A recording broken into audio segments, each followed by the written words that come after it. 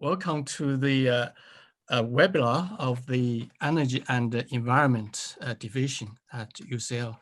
My name is Kai Luo. So today we have a great honor and pleasure to have Professor Tim Lieuwen from Georgia Institute of Technology to give a talk.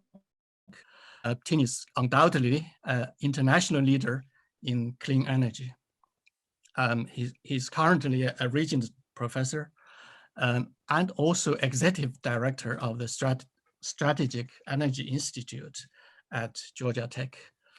He manages an annual energy portfolio of about $120 million US. He's also a founder and CTO of Turbo Logic. He has had various important positions at government levels, for example, the Oak Ridge National Laboratory Advisory Board, and various other important positions.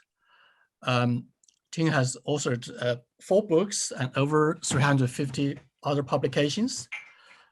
He is an elected member of the US National Academy of Engineering, a fellow of the ASME and AIAA. He is the recipient of the AIAA Lawrence Sparrow Award, ASME George Westinghouse Gold Medal. I believe this is the highest medal in the gas turbine industry or gas turbine research field. Of course, we know Tim is also a very distinguished combustion scientist. So I really look forward to Tim's ideas how we can actually make the transition from the fossil fuel-based world energy system to a carbon neutral world. Now, before we start, can I also remind all of the audience that you can actually send all the questions to the chat. Of course, after the Tim's talk, we are going to have a session. So you can also ask questions then. So Professor Tim Lieuwen, welcome, and the podium is yours now. All right, well, thank you very much, Professor Liu. Can you hear me all right? Very well. Okay, great. So what I wanted to do today was just kind of give what I would call a 100,000-foot view of what's happening in the US energy sector. And really, I guess just what I wanted to describe is just some of the nuance which you might not see in the news or things that are real drivers. And I think just kind of the United States is a real case study for how democracies decarbonize and really try to give you a feel for a lot of that local color. I think first of all, and I'll just reiterate my appreciation for the opportunity. This obviously a super distinguished group that I'm speaking with, and I very much honor and appreciate just all the contributions of this university. And so it's a real privilege for me to have this opportunity to talk. So, if I were to say, just kind of try to bulletize what's driving discussions around energy, around decarbonization in the United States, there's really 4 bullets. And maybe I'll start with the second bullet, which is really, category pollutants and carbon emissions. And, because this is what's in the press, this is what's very much on people's mind, and there's this increased urgency. If you've seen in the United States, the temperatures in the United States and Canada achieved new records that they've never been ever before. I was actually just on the West Coast, and I flew back to Atlanta, and just flying over Montana and Idaho, you could just see all the fires down below because the area is so dry. So there's clearly a real urgency around that. But then also not to be forgotten is, I live in the city of Atlanta, which has a lot of smog. City of Los Angeles has a lot of smog. So just issue of sort of local pollutants like NOx and soot and things like that. And sometimes those two interact with each other in mutually favorable ways, but sometimes they compete with each other. And I'll maybe give you a little bit of feel for that. Well, a simple example would be hydrogen. Hydrogen as an energy carrier.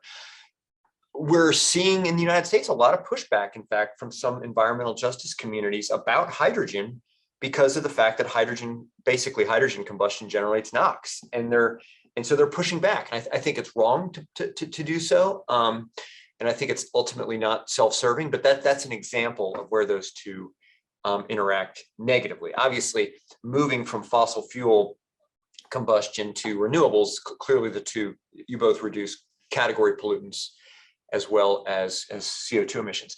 The first bullet is economics and cost and jobs. And I just want to emphasize this is sometimes the understated, and it's obvious, but I just want to emphasize how ubiquitous it is across the spectrum, because what people will say in a poll or what they'll say drives behavior, but then if you actually maybe dig into what's actually driving their behavior, there's oftentimes very significant divergence, even amongst people who are very much in favor of us aggressively reducing our CO2 emissions. Because when energy prices go up, when the United States is a country of drivers, we have lots of cars and a lot of people drive a long distance, and so when gasoline prices go up, you see pushback, and that affects our politics.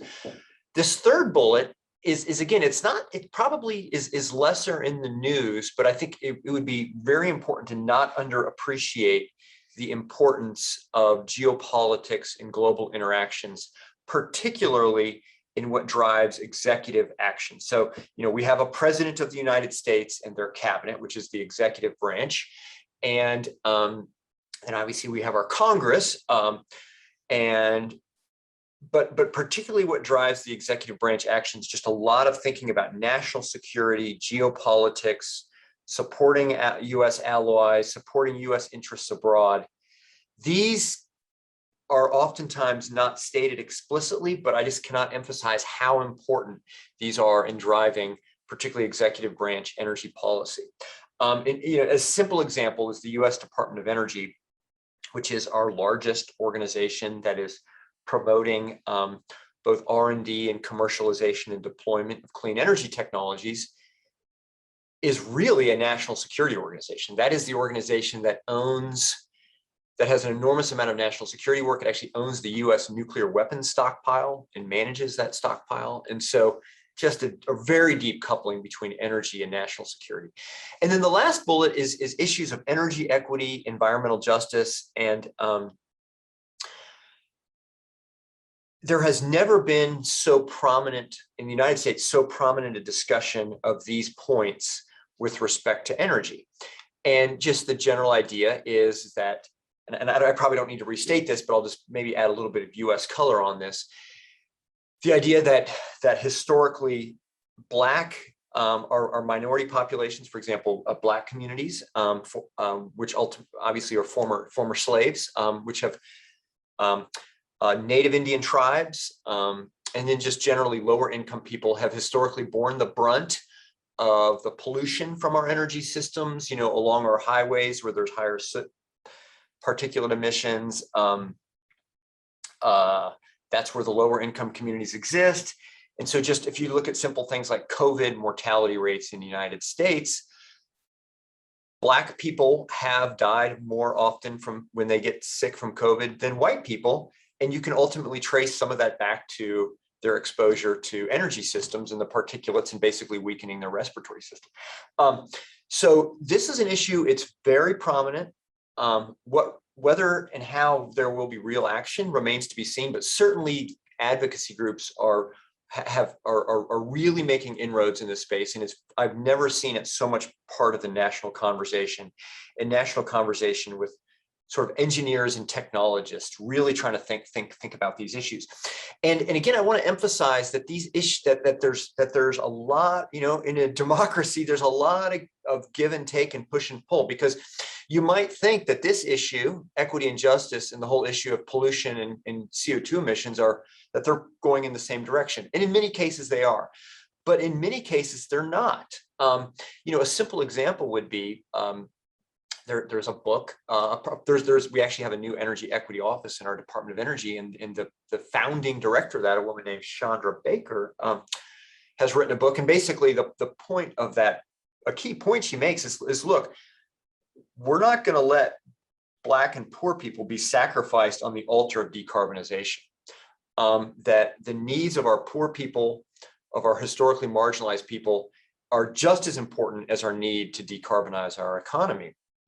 And so in some cases we've seen pushback. A simple example would be there was a large solar farm, several hundred megawatts in the state of Florida, which was on the books to be developed, and there is significant pushback because it's located in a part of Florida where it is historically Black population, and they're pushing back. They're saying we don't want that here, and they're pushing back, and they're saying, look, we wouldn't want a coal plant. We don't want a large industrial facility in our backyard. I don't care if it's solar. I don't care if it's a coal plant.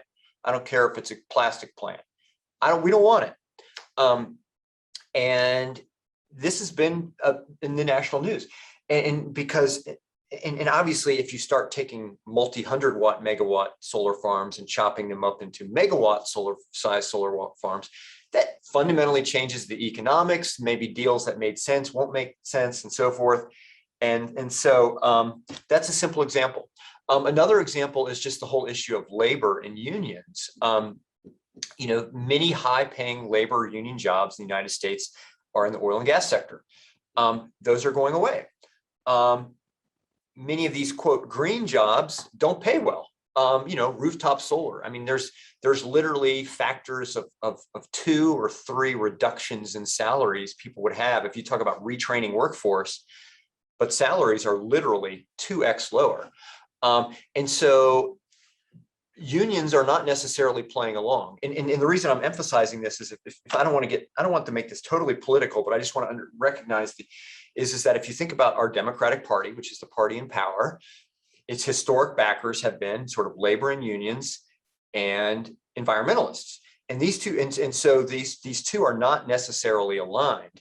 And so we've actually already seen this some cases where, for example, there was a lot of pressure in the state of California to shut down a particular natural gas plant. But at the end of the day, the unions pushed back on that, and it's still operating. So I guess just point being is all of these things are interacting in very complex ways. And as a technologist, for me, it's like this fascinating problem, a fascinating dynamical system with all kinds of interactions, some explicit, some implicit, lots of boundary conditions, potentially an over-constrained problem. So certainly there's a lot of, I would say that I don't know what you hear in the University College of London about the United States, but there is clearly a majority of people who want to act and want us to do something about this very urgent, pressing climate problem. The challenge is how do you work this through the system? And so it's often been said that in democracy, the way you get things done is you concentrate the benefits and you distribute the pain, right? So the idea is that when you concentrate the benefits, you get a set of people who are going to be willing to kind of go to the mat and really work hard to make something happen. But if you distribute the pain, then you don't have people that motivated to push back against it. And that's where real progress is made in terms of legislation and new laws in the United States.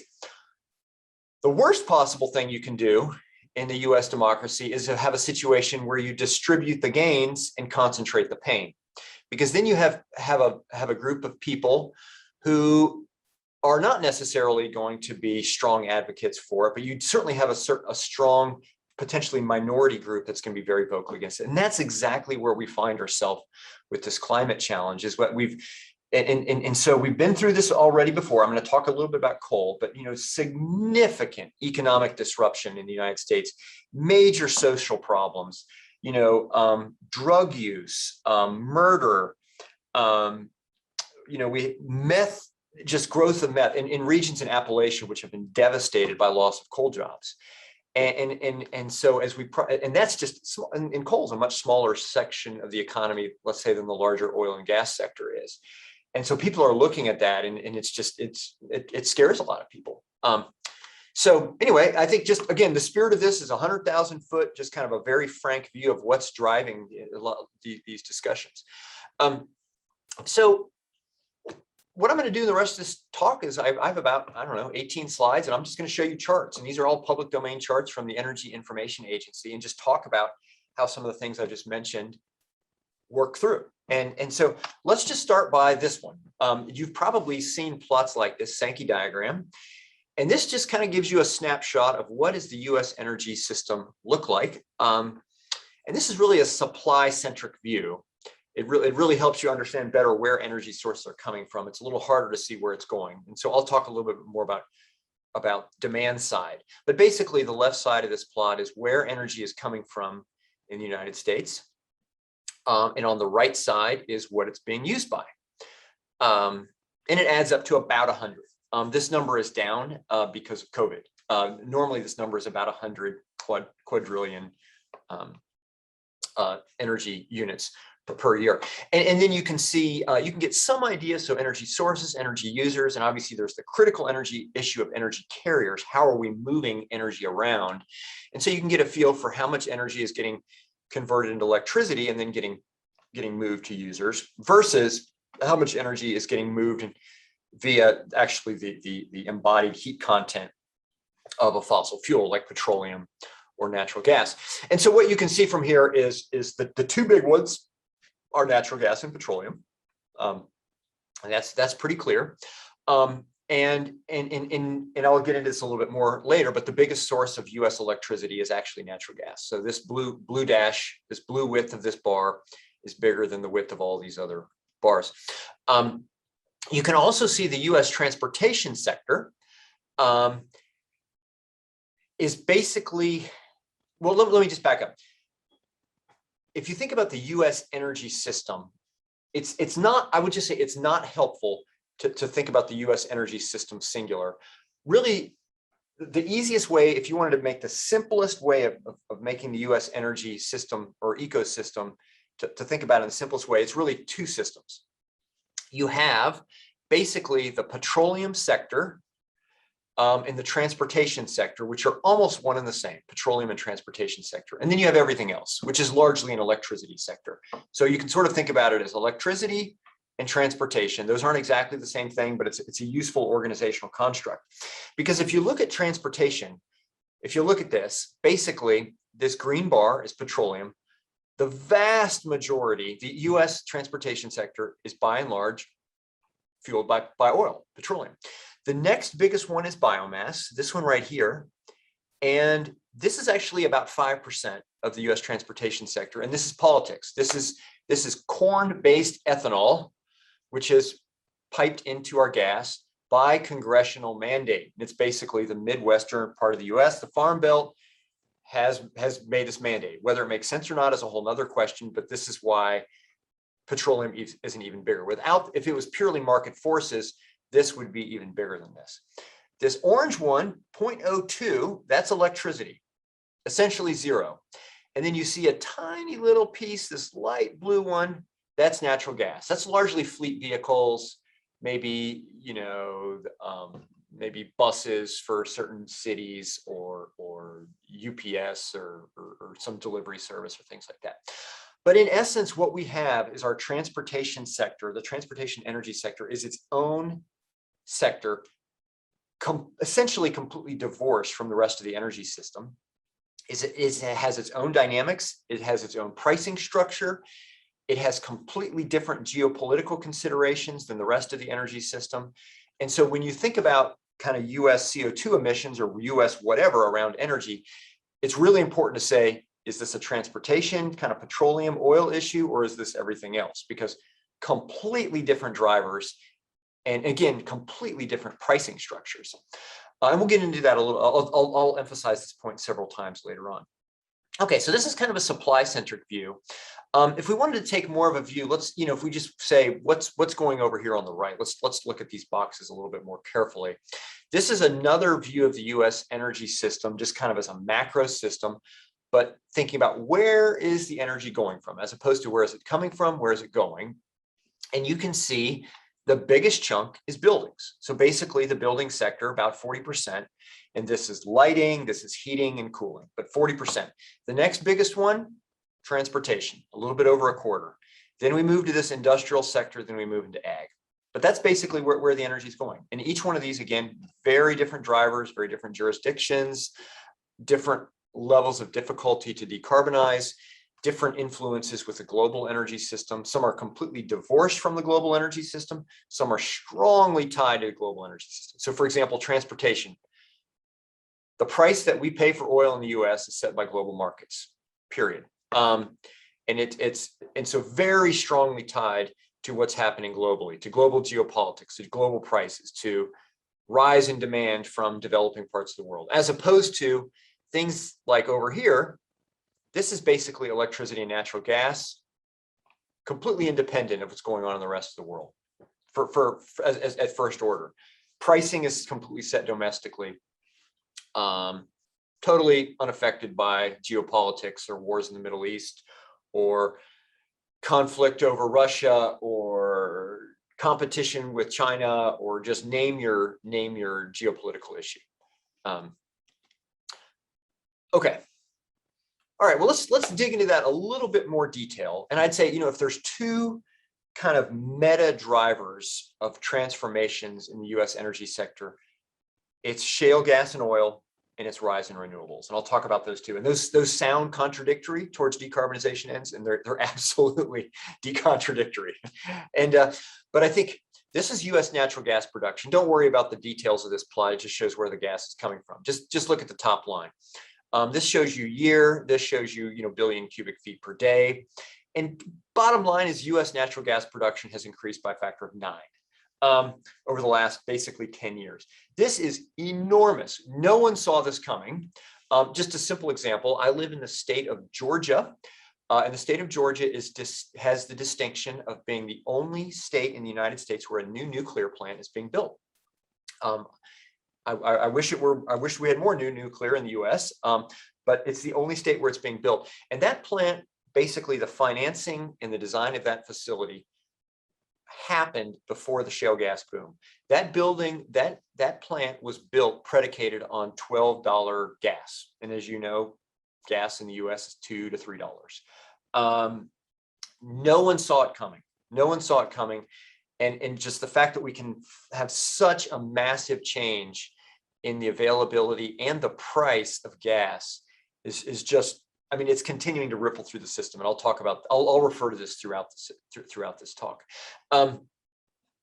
And frankly speaking, in some sense, it's referred to as a gift or a blessing for the United States. You'll hear that talk a lot. I mean, in terms of energy prices, in terms of energy security, and in terms of decarbonization, because in essence, what shale gas has done is it's putting coal out of business. Pure market forces, it's putting coal out of business. I'll show you some slides later. But on the other hand, it's really taking the wind out of the sails of any large scale decarbonization efforts, because no renewable energy without sort of prop ups or subsidies or something like that can really compete with gas on a price basis, because gas is just so cheap. And natural gas is just so cheap. And I'll talk about this a little bit more later. Very closely coupled to this is oil, shale oil. So, the United States has massive shale resources, and really where the money is not in gas, because it's super cheap and it's hard to move around, but it's in oil. And so the United States has gone essentially, well, this plot, let's just walk through this plot. This is year, it actually goes back to 1950. Green line is net imports. So you can see our imports peaked in around 2005, and they've steadily dropped. And in fact, this plot goes negative. The US turned into a net exporter of oil last year. We continue to import lots and lots of oil, but we also export more than we import. The reason that we are actually importing so much oil has to do with the fact that our refineries are optimized and designed around sort of Middle East crude rather than our own crude. Oil. And so, this blue line is basically sort of a measure of sort of US oil consumption. And this just kind of gives you an idea for what's being sourced from the US. This is the red line, total field production. You can see which peaked, whatever, in 1975 and was slowly following. And then bang, right around that same time, about 2007, same time as that gas plot, really taken off. And you can see it's essentially tripled. And what that's done is it's made the United States the single largest producer and exporter of fossil fuel products, basically oil and natural gas. The U.S. Produces more than Saudi Arabia. The U.S. produces more than Russia of those two. And so, again, this is totally driving a lot of these conversations. And I'll come back to this in a moment. Okay, so what about CO2 production? This is, again, by time, this is U.S. Total CO2 production by a million metric tons. You've probably seen plots like this before. Main point I want to make here is that for many, many years, the electricity sector has dominated, has been the biggest contributor to CO2 production, started dropping here. And this drop is due to natural gas. So again, this is sort of the blessing of gas. And it's basically been to just massive conversion of our electricity sector to gas. And in fact, you can see in about 2015, transportation has emerged as the largest source of US CO2. And now obviously you have hard to decarbonize sectors like industrial, et cetera, but really what's driving sort of the next big delta in US CO2 emissions is transportation. And this is a much harder problem, right? And I'll say this one is easy, and I'll put easy in quotes because obviously nothing is easy. But you know, wind and solar are booming in the U.S. And I'll show you some plots. They're taking over. They're very rapidly growing, and they're going to continue to grow. This line is going to continue dropping on its own. This one right here is much tougher because this is very distributed across the hundreds of millions of vehicles in the United States. It's very and it's fossil fuels, right? I mean, you saw that teeny tiny little sector associated with electricity that I showed you back here. And so, whoops, you know, essentially, and so this one's really, when we talk about hard to decarbonize sectors, transportation is the hard to decarbonize one. And I think we all sort of know the answer in theory. We have to electrify transportation, but that's a tough challenge. And I'll talk a little bit more about that later. But what would be really interesting about major electrification of transport would have the very interesting effect also of taking what I called earlier two US energy systems, totally separate, totally different pricing structures, massive, what you're going to pay for energy for transportation versus electricity. You're going to pay potentially 4 to 10 times more for transportation in the US. Coupling those could be really interesting from a financial point of view, just in terms of all the arbitrage opportunities that go there. But I'm digressing. Anyway, that's CO2 production. This shows you just kind of a snapshot of electricity consumption. So now I'm going to kind of start differentiate. I'll show you some things on transportation electricity. It goes back to 1950. This is new capacity. Okay, so recognize that when I'm talking about renewables, it's nameplate capacity, but I haven't accounted for the capacity factor. And so the following slides will actually show you sort of kilowatt hours they're putting on the grid. But basically what you have is the yellow is hydro and nuclear. So big build out of hydro and nuclear in the US up to, you know, whatever it was, 1990, big build out of coal. Then we come to about 2000, and you can almost divide this plot into 3 regions. You sort of have prior to 2000, then you have between 2000 and let's say 2008. And this is the gas boom. I mean, you can see just unparalleled build out of natural gas fired combined cycle power plants. Enormous. This is what's caused that drop in CO2 production from the US.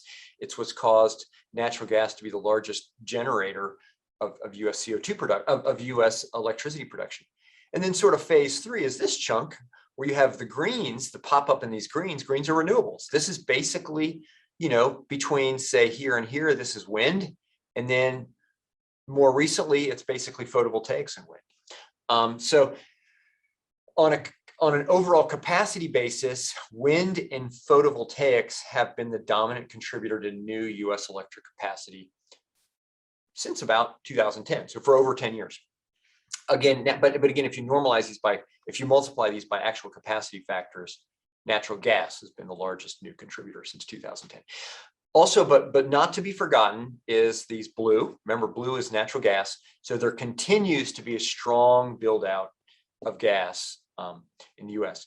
Also very interesting, look at the minuses here. These are negatives. If it goes below zero, this is decommissioning, and coal is going away. I mean, it's basically what's very bluntly shown by this plot is coal is going away. The yellow is largely nuclear. Which is a little bit more frightening, seeing the nuclear going away. But coal's going away, and it's not going because of any national will around climate change or decarbonization. It's going away because it's getting beat on a pricing basis by natural gas.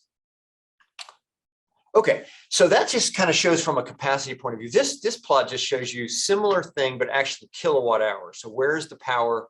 What's actually the power coming from? So sometimes things can be a little confusing when you hear about renewables or gas in the United States, because it depends upon whether people are talking about capacity or actual energy that's getting put onto the grid.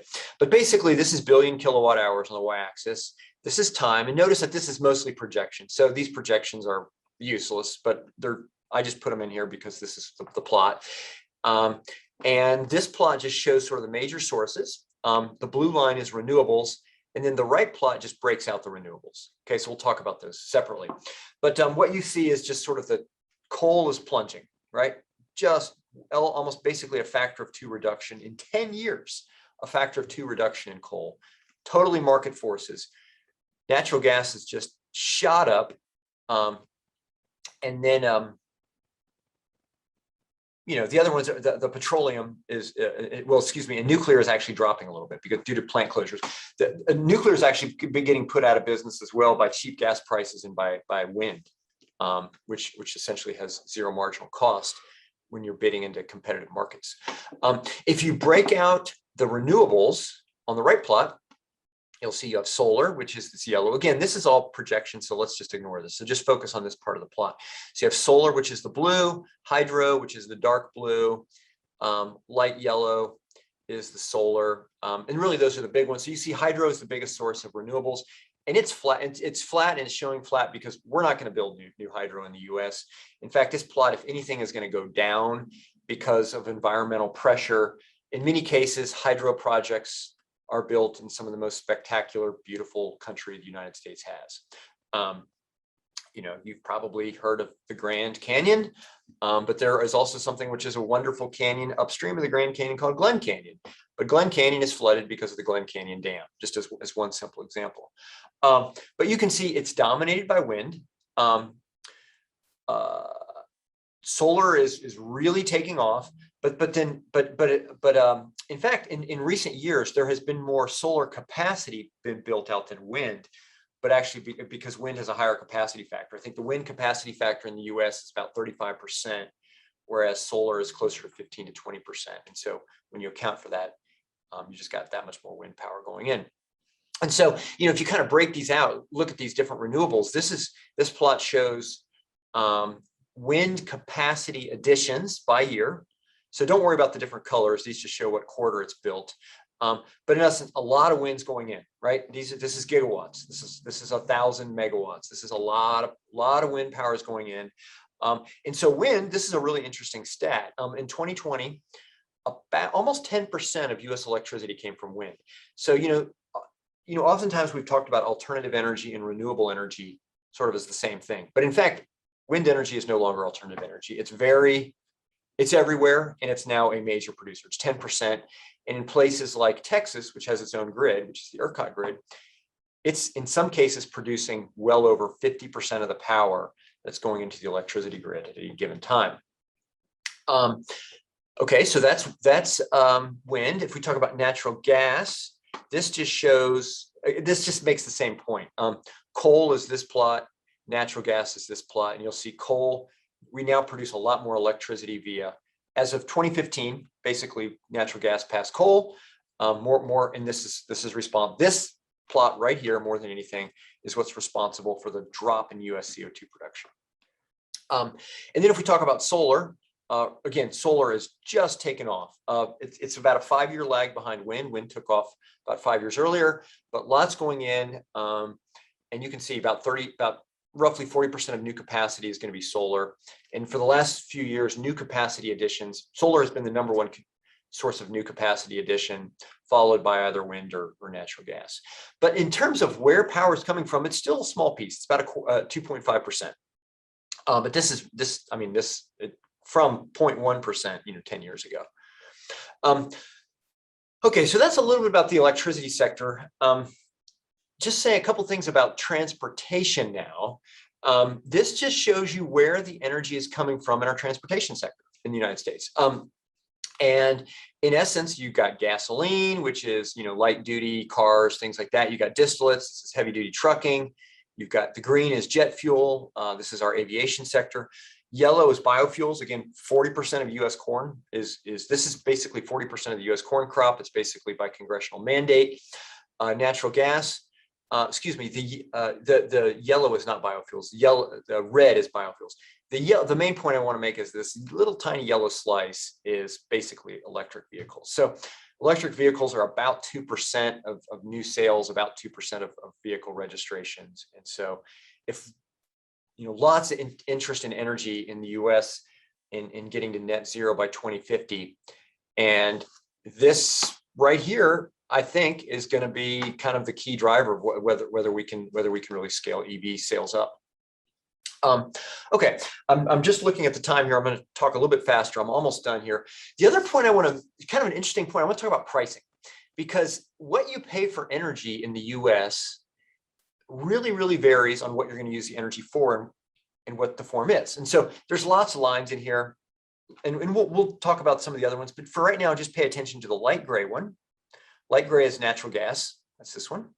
And then the red one, that's gasoline. So you can sort of think of gasoline, that's basically transportation. What makes our cars go? The gray is basically the biggest source of US electric power. So you can sort of think of it, this is what you're going to pay for electric power. The red, that's what you're going to pay to move around by transportation. And then there's lots of other stuff as well, propane and butane and ethane, and I'll talk about those in a sec. But basically you can see that until, I don't know, 2006 or something like that, not too much of a spread. You paid for energy based on what the energy content was. Oh, and by the way, the y-axis here is dollars per million BTU. And so in essence, what we're doing is we're converting all these different fuels into their energy basis, rather than dollars per barrel of oil, or and this is basically the pricing used for gas in the US, million BTU. And so in essence, it's basically, this is kind of the reference. So it basically takes all this other stuff and it puts it on an equivalent basis to natural gas. But what you see is right around 2006, they start to diverge, gasoline and natural gas. And really a lot of this is driven by shale gas boom taking off, supply gluts really starting to show up, gas prices starting to tank. And then natural gas does its own thing. And today it's around $2 to $3 per million BTU, really, really cheap. And look how stable this has been, for the last 8 or 9 years, these gas prices. But if you think about this ratio, the ratio between this red line and this gray line, so this is this is what you pay for a unit of energy to move around in the US, and this is what you pay for a unit of energy to get electricity. So this is why EVs make so much sense in the US on a total cost of ownership. In many cases, electric vehicles are cheaper on a total ownership basis, total cost of ownership relative to gasoline. The barrier is they're more expensive up front. So it's really a financing problem, not a cost problem. And I don't want to make that point too strong, because there's still potentially some differences there, but just recognize there's a huge arbitrage here between what you pay for energy. The other thing is, let's just look at a couple of these other lines just for fun. Let's look at ethane. All right, ethane is, if you think about natural gas, CH4. Ethane is the next hydrocarbon on the chain. It's C2H6, and it's used to make plastics and chemicals and things like that. So you can see ethane actually was tracking with these other bundles of fuels until, I don't know, around 2009 or something. It pulls away. And notice how now, right around 2013, it's basically tracking natural gas. A little bit of a spike there, but by and large, ethane prices are tracking gas. And so what's happened there is that due to the shale gas boom in the US, many of the gas plays are very wet gas. So in other words, in addition to methane, you're getting a lot of ethane, you're getting a lot of propane, a lot of butane. And so what's happened is we basically saturated our ability with US chemical production to use that ethane. And so it's just getting re-injected into the pipelines.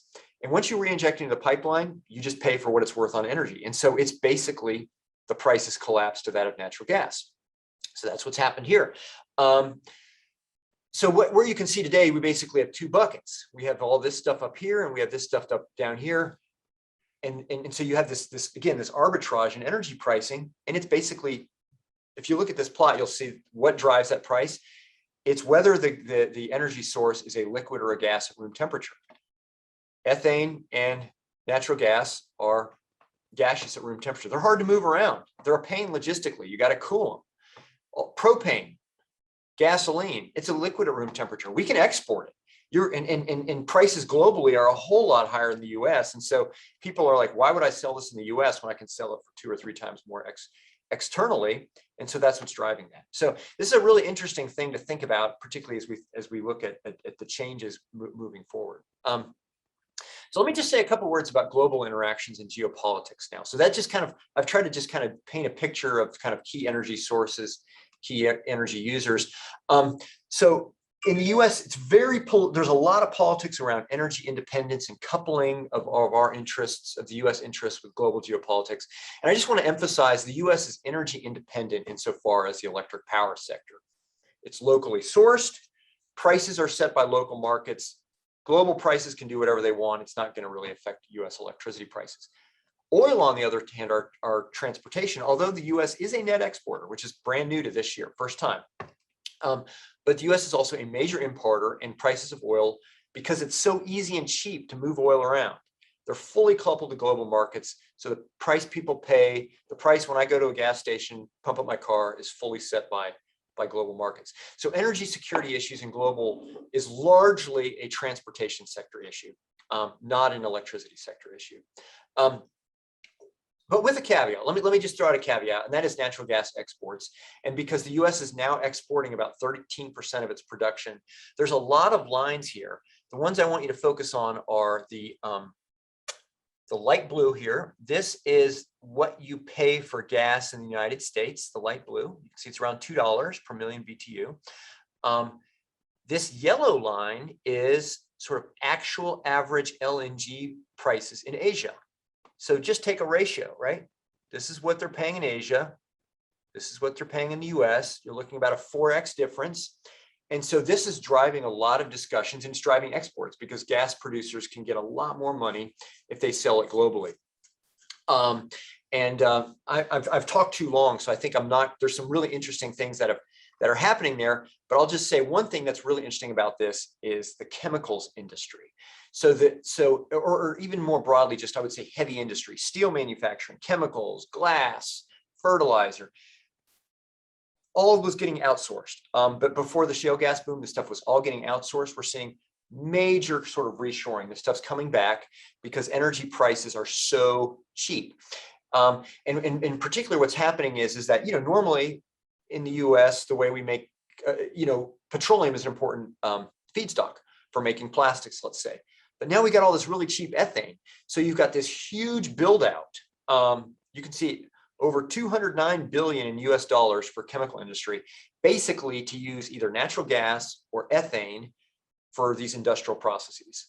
Again, making steel or making chemicals or things like that. So that's a really interesting play as well in terms of what we're calling reshoring as opposed to offshoring, sort of energy intensive industrial sectors. Okay, let me just close. So this was my starting bullet, kind of what's driving the discussion. I hope this is giving you a better feel for what's going on. I didn't put any slides other than my comments about energy equity, environmental justice, and things like that. The reason I didn't, I just gave you a few case studies on how this is playing out, is it really remains to be seen how much aspirations and discussions are going to turn into real policy impact. And in fact, we may know the answer to this very shortly because we're looking at a multi-trillion-dollar infrastructure package in the US. And equity is, there's a lot of interest in making sure that historically disadvantaged communities, historically disadvantaged populations can really benefit from that infrastructure bill. So with that, I think I will stop and thank you all for your attention. Well, thank you very much, Tim, for a very interesting talk. Clearly, energy is a very interrelated issue.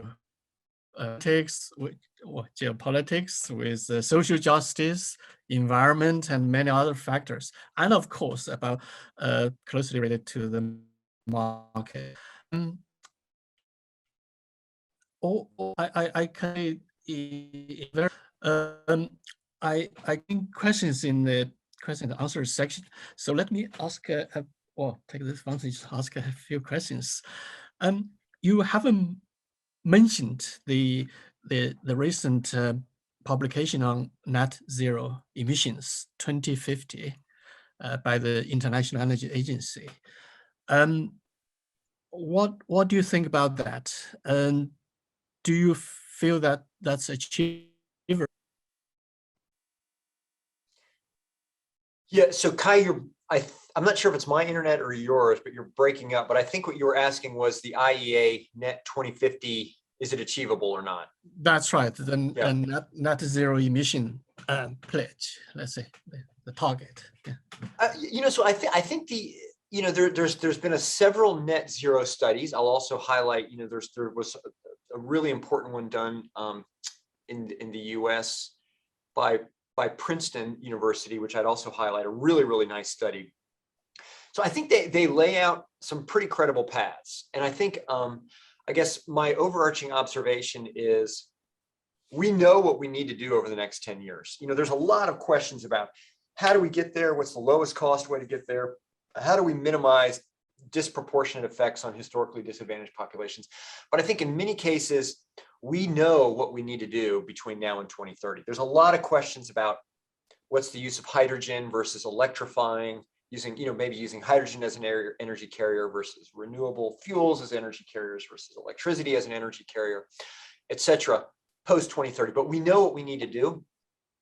And so to me, the issue is very much moving into building, political coalitions, which are very, very regionally dependent, very, very country dependent. It's certainly doable. It's certainly doable, but I wouldn't want to but I think it's really important for those of us, particularly in the academic community, to understand the reality of these bullets. And like I mentioned at the beginning, particularly in democracies, this issue of how do you, this issue of are the benefits concentrated or distributed, and are the sort of the downsides concentrated or distributed, and really paying attention to that. Yeah, I can see from your talk, there is a very strong market-driven force in the US, probably less influenced by any kind of regulations or even the kind of climate change discussion. So yeah, we can. It's easily understood that US has so much gas reserve and production capacity. From a commercial point of view, there is absolutely no incentive to in a way to decarbonize until there is a kind of political agenda, right? Yeah, that's right. I just want to probably ask you one question about the aviation industry, because your work is closely related to that. I think there, of course, we say that it is probably easier to decarbonize the road sector, if you use electrical vehicles and all this. Do you see ways to decarbonize the aviation industry? Yeah, and so to me, the path is pretty clear. And it's called net zero liquid fuels. I think talks about electrifying aviation around using hydrogen or frankly unwanted distractions. And here these are very much my own opinions. We know how to make synthetic fuels, right? If you're flying, we've got certified fuels. We've got a lot of different pathways to doing this. Obviously, cost is the big driver there. But in essence, drop-in liquid fuels to me is at least the near-term path. All electric aviation, maybe for small vehicles, it's a total non-starter. For larger ones, we actually have a very large NASA program that we just started around hybrid electric. Now, hybrid electric is really interesting, where you sort of hybridize the propulsion system, where it's partially electric, partially fueled. And basically, the idea is today a jet engine is basically sized to take off, and then you only use much less of the power for the rest of it. So if you could size the jet engine for cruise, and then have a set of batteries, let's say, that you're charging for takeoff, and distribute the propulsion. There's some really interesting ideas there that could potentially scale, and there's a lot of interest and will there. That's farther out, but I think we can do this. This is pure economics now. I mean, the technology exists. You take countries like companies like Sasol, which are already doing this on a large scale with coal, where they're making synthetic drop-in fuels. So we know how to do this. We can drop this stuff in already today. There's a lot of liquid fuels that are already fully certified by the U.S. certification body for flight with passenger vehicles. Mm-hmm. I see. Do you think that synthetic fuels will be used in future more and more? Yes, if you just kind of look at some of the op-eds that I've written, the opinion articles, I'm a big fan of synthetic fuels for a simple reason, which is politics, which is this idea of, again, we cannot, if we're going to make something happen, we have to have concentrated benefits, and we have so much vested interest, so many jobs, so much economic well-being in our pipeline infrastructure, in our refinery business, our chemical business, and so forth, to just blow that up and make it go away in favor of basically 100% electrification, to me is completely politically naive. Mm-hmm. And so this is why, in my opinion, synthetic, net zero fuels as energy carriers is a real pathway to tackle some of these local jobs and regional jobs issues by preserving those jobs, but not using fossil fuels. I see. Great. Let's see whether there are any questions from the audience. You can type in to the Q&A. I see one now. Okay. Okay. Talked. So coal industry is suffering from the US. Do you think coal will be entirely replaced in the US in the future? So coal so obviously coal, there is a sort of metallurgical coal industry for making steel. So that's a whole different market, but thinking about coal as a supplier of electricity, it's going to continue going down. When it will actually go to zero, I don't know. It probably will have a long tail, but it's going to continue dropping significantly. Like one of the largest coal users in the United States is actually the Southeast, where I live. And the companies that own those have essentially said, we're going to make no new investments in our coal plants, and we're just going to gradually shut them down. So what happens now to the nuclear power station in Georgia? You mentioned about the recently built one. Yeah, it's a very interesting plant. Vogtle is what it's called. It's two very large plants that it's called Vogtle 3 and Vogtle 4. I'll just say major price overruns. I mean, massive price overruns. It's now in the $20 billion range. And in essence, it's really unfortunate for nuclear, because just, the industry, the US domestic industry's capacity to do a mega coal project, a mega nuclear project, we've clearly seen we just don't have it. Skilled trades, logistics, just the project management experience for nuclear plants. And so it's going to get built. It is built. It's going to get probably turned on next year. Whether there's another one, I don't know, because of the price overruns are so enormous. I don't know if we're going to see another one built. Now, with that said, there's the small modular reactor sector. Everyone wants SMRs to be successful. And we'll just have to see what happens there. I see. Yeah, I see there are some questions also. Does the US have a carbon tax? Yeah. Which question? Second one is, what feedstocks would you expect to be used for synthetic fuels? Yep. So the U.S. does not have a carbon tax, and frankly speaking, it probably won't happen from even though carbon tax, everyone knows it's the most efficient way to do this, price the externality. We're just not seeing it happen. So what we're seeing instead of carbon taxes are implied carbon taxes. Mandated miles per gallon.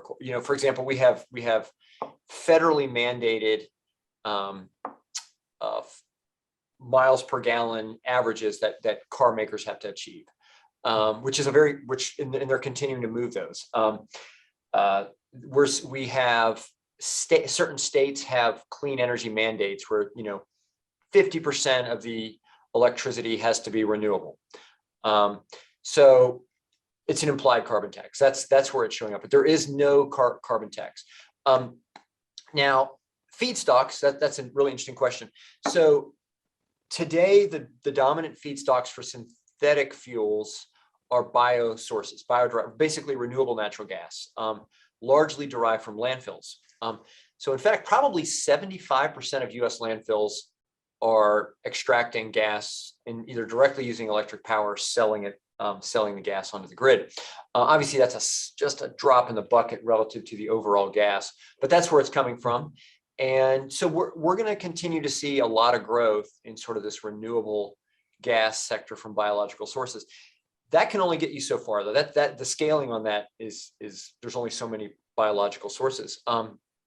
And so what remains to be seen is sort of these concepts where you're basically, in the near terms, pulling CO2 out of exhaust plants, of fossil fuel plants, electrolyzing water and basically taking the CO2 and water and making a synthetic fuel. Longer term, using things like direct air capture. And there is a lot of money that's coming onto the street in the United States for build out of demonstrators of those ideas. So it'll be really interesting to see kind of over the next 5 to 10 years, carbon capture plants, and then particularly carbon utilization for fuel plants, how those can pencil out the economics. Thank you for that. Yeah, time is almost up. Actually, yeah, so can I ask a very quick question? What do you think would be the percentage of electrical cars on the market when it has reached the majority or saturation? What would be the ultimate share between the fossil fuel cars and the electrical cars? Yeah, I have absolutely no idea. I mean, that's a really hard question. I think the simple fact is that EV sales have not grown. I mean, you've had your enthusiastic early adopters, which snap them up, but they have not grown. If you look back at projections for this market taking off, it makes a lot of sense. Total cost of ownership, it really makes a lot of sense for a lot of people. But there's that sticker shock up front, and so there's this larger scale. We're going to have to solve this sort of financing problem of how to spread these costs out.